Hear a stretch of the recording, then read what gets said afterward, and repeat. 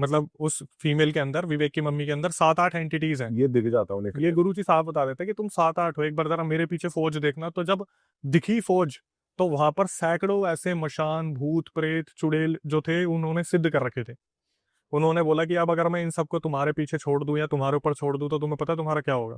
तो वहां पर जो एंटिटीज थी वो थोड़ा सा घबरा जाती है।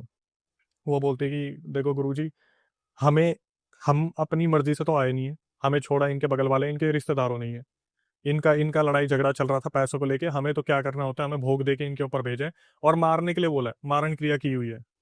तो गुरुजी साफ साफ बोलते हैं कि एक काम करो, मैं इससे पहले तुम्हें कुछ हानि पहुंचाऊं, तुम खुद निकल जाओ। तो बोले कि हम ऐसे नहीं जाएंगे, आप एक काम करो, आप जो अपनी तरफ से कर सकते हो कर दो, हमें निकाल दो, हम जाने को तैयार है। पर आपको पता है अगर हमें कुछ बोला गया तो हमें वो तो करना ही पड़ेगा।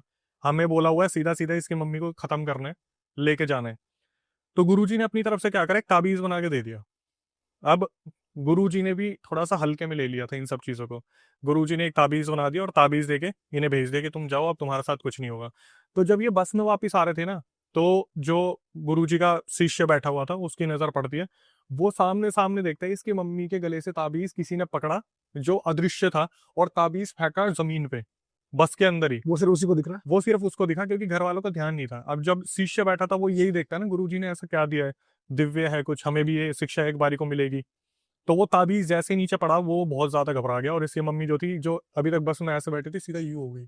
एक बार यूं नीचे करा और फिर शिष्य की तरफ देख के बस उसको इस तरीके से घूरना शुरू करा, तो वो समझ गया कि भाई प्रभाव बहुत है इस एंटिटी का जिसने भी ये चीज करी है।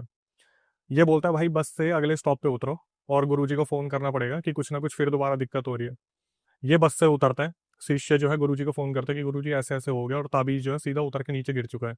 तो ये जो गुरुजी थे वो भी समझ चुके थे, भाई दूसरी पार्टी को पता चल गया कि इन्होंने उतारा करवा लिया है।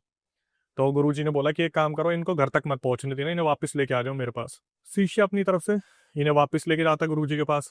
और जब गुरुजी के पास लेके जाता है तो गुरुजी अब देखते हैं कि भाई अब इसके पास कम से कम 30-40 ऐसे ऐसे प्रेत आ रखे हैं जो हैं शक्तिशाली।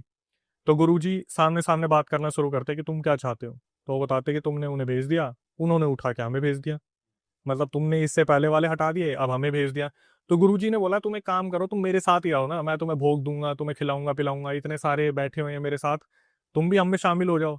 तो वो जो एंटिटीज थी वो ये तो देख रही थी भाई, जो सिद्ध गुरुजी है जो इस तरफ के हैं, वो भोग देते हैं, शराब का भोग भी देते हैं, कलेजी वलेजी मीट मच्छी भी देते हैं। तो एक बारी को एंटिटीज हंस के बोलती है कि हमारा तो बहुत मन है तुम्हारे साथ आने का, लेकिन जो हमें कार्य दिया वो तो हमें करना